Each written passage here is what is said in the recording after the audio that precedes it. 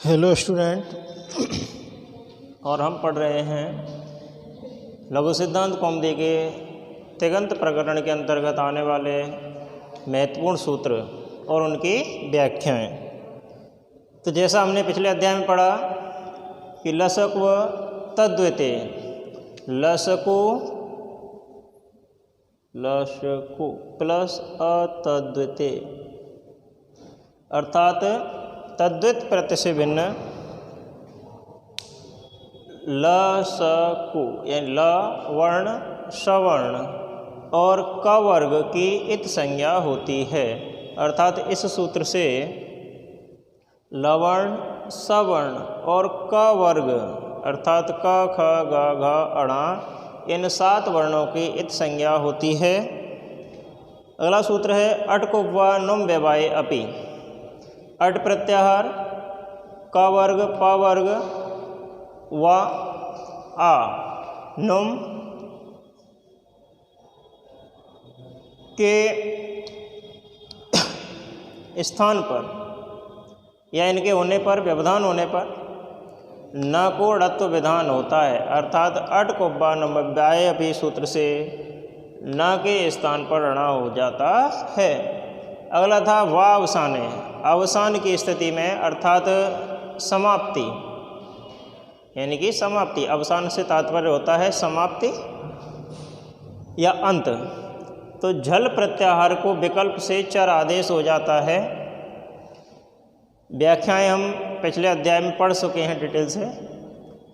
आटश्च, आट से परे अच होने पर पूर्व और पर दोनों के स्थान पर वृद्धि एक आदेश हो जाता है। यानी आटश सूत्र क्या करता है कि जब आट से परे यानी आ से परे अच होने पर, अच प्रत्याहार का कोई वर्ण हो तो पूर्व और पर दोनों वर्णों के स्थान पर वृद्धि एक आदेश हो जाता है। अब है टे, टेह सूत्र क्या करता है, डित परे होने पर, डित का अर्थ है, डित से तात्पर्य है ड जहाँ इत हो, डा की जहाँ इत संज्ञा हो। तो डित परे होने पर भसंज्ञक अंग की टी का लोप हो जाता है। अर्थात जिस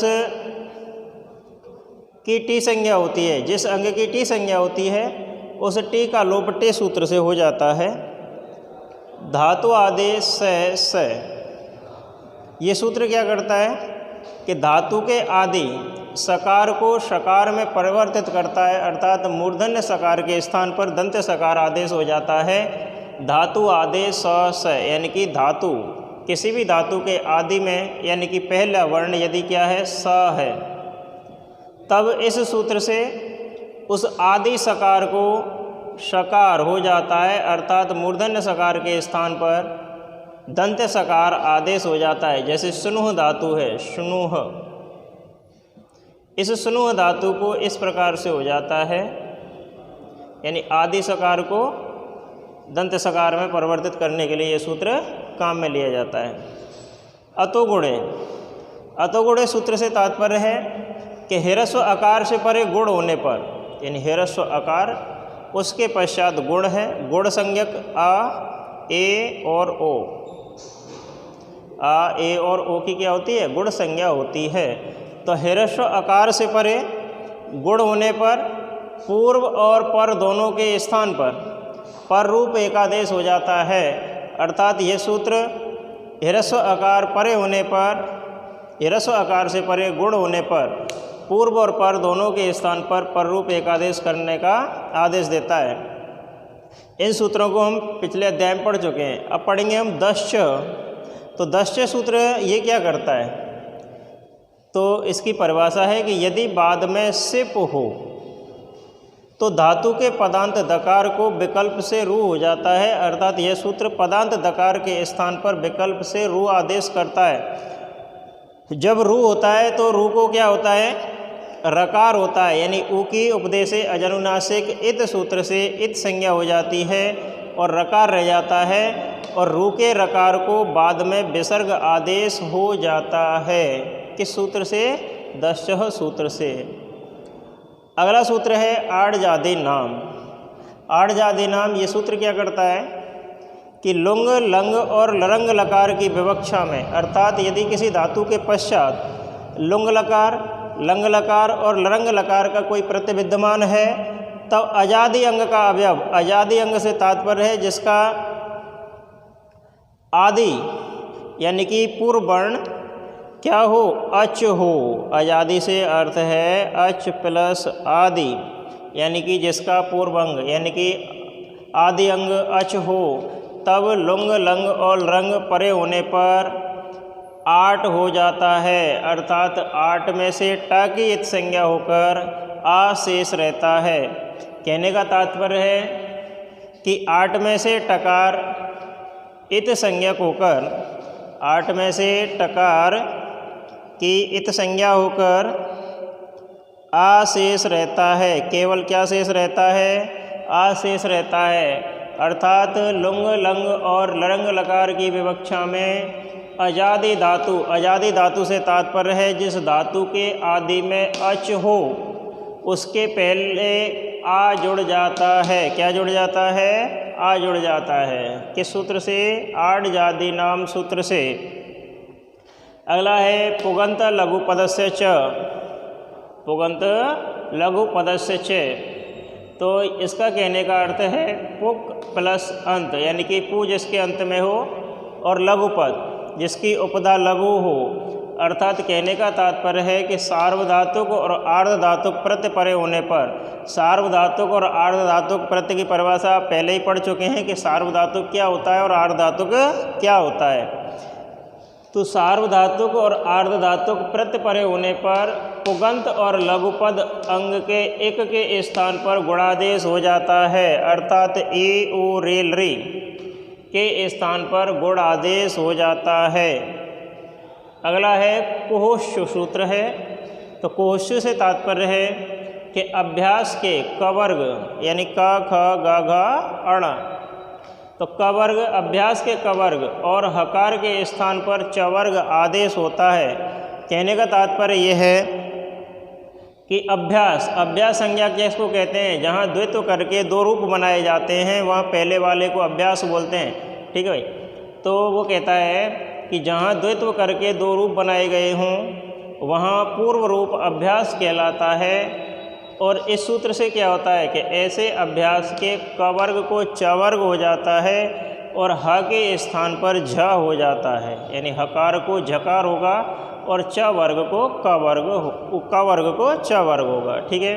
कहने का तात्पर्य फिर से समझ लें कि जिसकी अभ्यास संज्ञा हो गई हो उसके पहले वाले रूप, यानी कि जहाँ द्वित्व करके दो रूप बनाए जाते हैं वहाँ पहले वाले को अभ्यास कहा जाता है। और ऐसे अभ्यास के क वर्ग को च वर्ग और हकार यानी ह वर्ण को झ वर्ण किस सूत्र से होता है, कुहुष्य सूत्र से हो जाता है। ठीक है, आगे होगा समझ में। आगे हलिच सूत्र, ये सूत्र क्या करता है कि यदि व्यंजन वर्ण से व्यंजन वर्ण परे विद्यमान हो, कौन सा वर्ण, व्यंजन वर्ण, हली, हल से पता चल रहा है, सूत्रों से ही पता चलेगा। तो हली, हल अर्थात व्यंजन वर्ण परे विद्यमान हो तो रकारांत और वकारांत, रकारांत से तात्पर्य है जहाँ र वर्ण अंत में हो और वकारांत से तात्पर्य जहाँ व अंत में हो। तो यदि व्यंजन वर्ण परे विद्यमान हो तो रकारांत और वकारांत धातु की उपधा के एक को, एक से तात्पर्य ए ओ रेल रे के स्थान पर दीर्घ आदेश हो जाता है।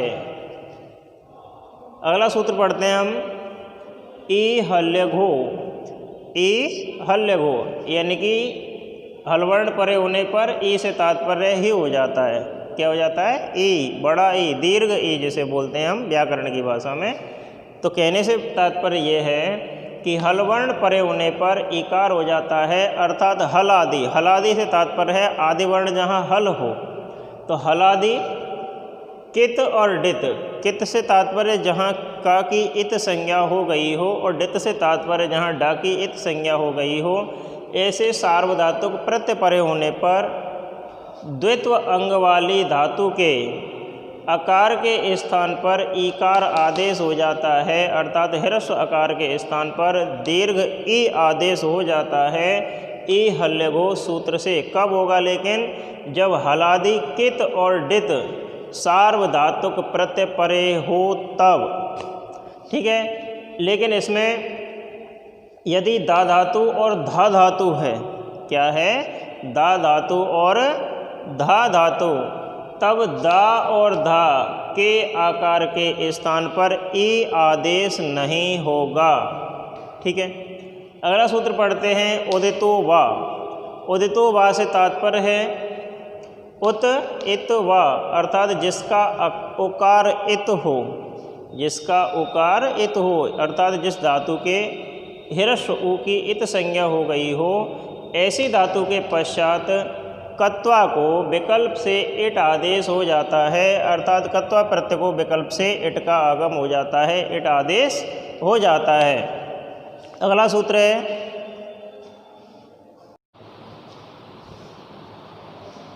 इसी प्रकार परस्मै पदानाम ढलतु सुस्थ लथु षडलवमः, ये लिट लकार के स्थान पर, यानी कि जब किसी धातु के पश्चात लिट लकार का कोई प्रत्यय विद्यमान है, किस लकार का, लिट लकार का कोई प्रत्यय विद्यमान है, तब परस्मै पद जो प्रत्यय हैं, परस्मै पदी जो प्रत्यय हैं, तिप तस जी सिफ थस्थ मेप वस मस के स्थान पर इस सूत्र से तिप को णल, तस को अतोस, जी को उस, सिप को थल, थस को अथुस, थे को अ, मेप को ड़ल, वस को व और मस को म आदेश हो जाता है।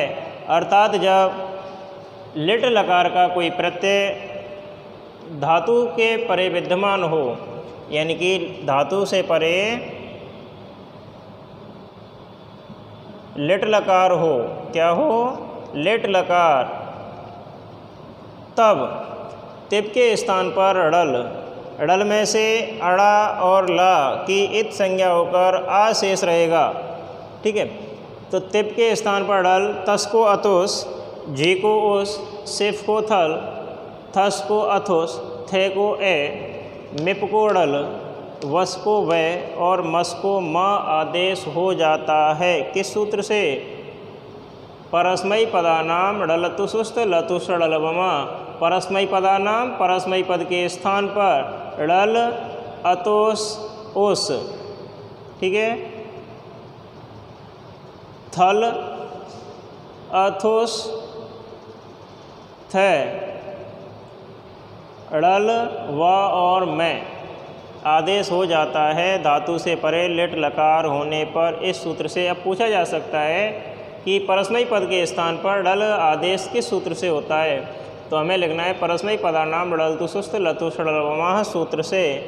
आगे महत्वपूर्ण सूत्रों में इतने ही हैं, बाकी जो हम पढ़ेंगे वो जैसे ही धातुओं की रूप सिद्धियाँ करेंगे, उन धातुओं के साथ साथ में भी कुछ सूत्रों को हमें पढ़ना है कि किस प्रकार से धातु रूपों की सिद्धियाँ हम करेंगे। तो जैसे सबसे पहले हम पढ़ेंगे भवादि गण के अंतर्गत आने वाली भू धातु के विषय में। भवादि गण के अंतर्गत आने वाले भू धातु के विषय में, तो भू धातु, भवादि गण की प्रथम धातु भू है और इसी कारण इसका नाम भवादि गण हुआ है। भवादि गण तो भू प्लस आदि गण, तो जिसके आदि में भू है, अर्थात जिसकी प्रथम धातु भू हो, उसे भवादि गण नाम दिया गया है। इसकी कुल 1031 धातुएं बताई गई हैं, अर्थात भवादि गण के अंतर्गत आने वाली धातुओं की संख्या 1031 है, जो समस्त गणों की सभी धातुओं को मिलकर भी ज़्यादा होगी। यह परस्मै पदी धातु है, अर्थात भू धातु किस प्रकार की है, परस्मै पद की धातु है। इसके रूप समस्त 10 लकारों में होते हैं, अर्थात भू धातु के रूप समस्त 10 लकारों में हम पढ़ेंगे और उनकी व्याख्याएं करेंगे। तो अन्य 9 गणों की कुल धातुओं को मिलाकर भी इनकी संख्या अधिक है, ये हमें ध्यान रखना है। सामान्य जानकारी के रूप में तो भू धातु से संबंधित सामान्य जानकारी यही है कि भू धातु भवादि गण की प्रथम धातु है, इसी कारण इसका नाम भवादि गण है। इसकी कुल 1031 धातुएं बताई गई हैं, परस्मैपदी पदी धातु है, समस्त 10 लकारों में इसके रूप चलाए जाएंगे और 9 गणों की जो धातुएं हैं उन सबको मिलाकर भी इसकी धातुएं अधिक हैं। तो सबसे पहले हम कल पढ़ेंगे लट लकार, भू धातु लट लकार। तो लट लकार के विषय में आप लट लकार के रूपों से अच्छी तरह परिचित हो। लट लकार से तात्पर्य वर्तमान काल,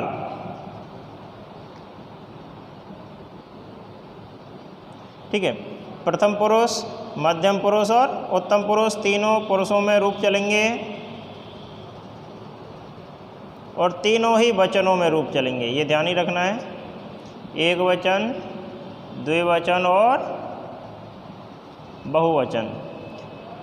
भवति, भवतः, भवन्ति, भवसि, भवथ, भवत्, भवामि, भवावः, भवामः। ये लट लकार भू धातु के रूप हैं। भवति, भवतः, भवन्ति, भवसि, भवतः, भवत्, भवामि, भवाव, भवाम। तो इन रूपों की सिद्धियां किस प्रकार से हम करेंगे, इसके लिए अगले अध्याय में विस्तार से चर्चा करेंगे। धन्यवाद।